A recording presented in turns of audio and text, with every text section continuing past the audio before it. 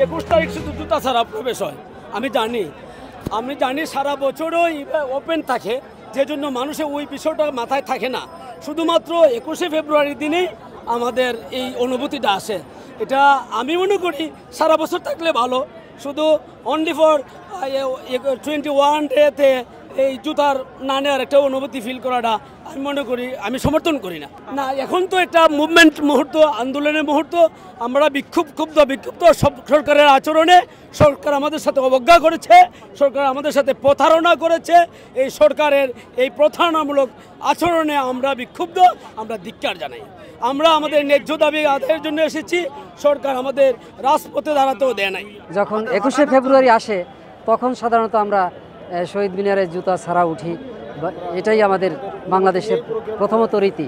কিন্তু অন্যান্য আন্দোলনের সময় আসলে অতটা নিয়মটা ফলো করা হয় না।